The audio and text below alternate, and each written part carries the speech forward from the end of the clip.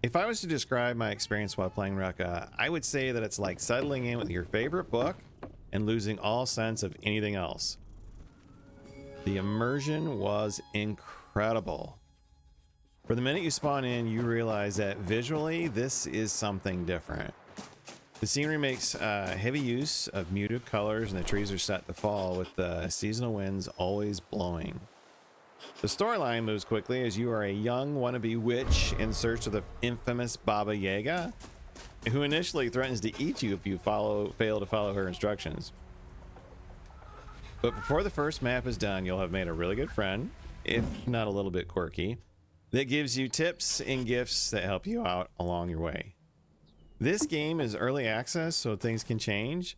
But as of right now, once you've completed the trial of the Forest Spirit, you've pretty much beaten the game, and it's full-on sandbox mode from here on out. You can chop down trees for building your moving chicken house. Gold and decorations are easily obtained. The sandbox maps are procedurally generated, and while there's only a few of them at the moment, they're always different.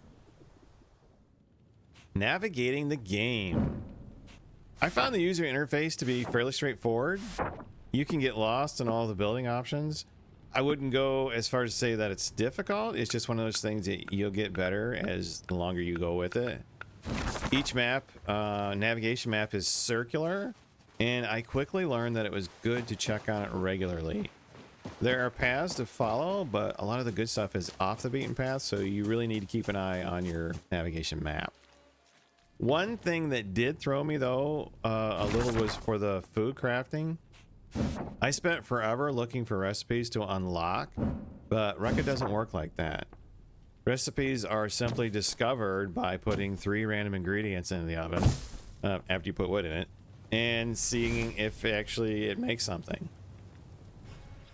NPCs. Whether human or not, NPCs are a very big part of the game. You'll receive quests from them, you'll get rewards from them, and like a lot of story-based games, you will have choices. Like this fella here, he didn't want to pay his bills, so he was harassed by crows, presumably sent by Baba Jaga.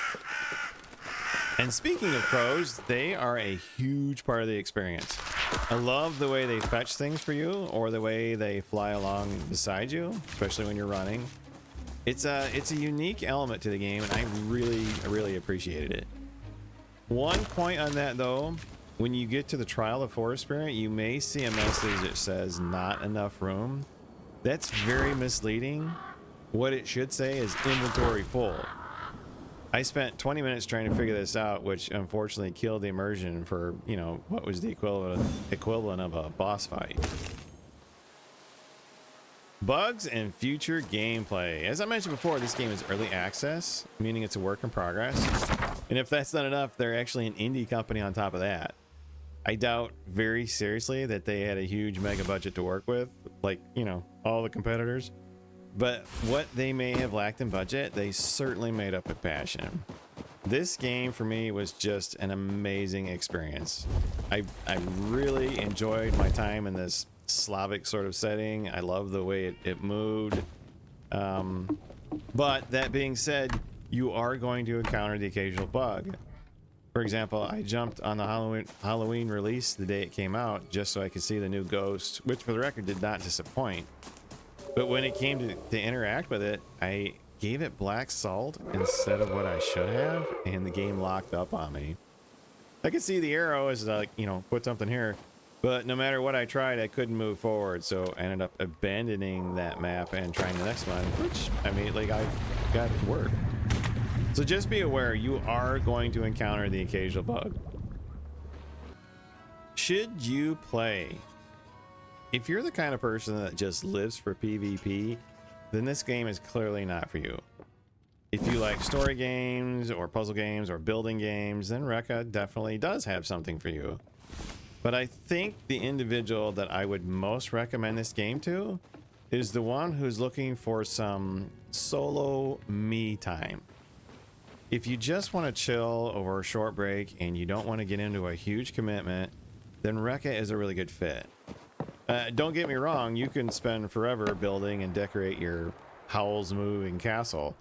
but you can also leave things fairly quickly and still have that sense of accomplishment, and it's always waiting for you to come back. So that's my 2 cents on this amazing game. What do you guys think? Is Reka your kind of game?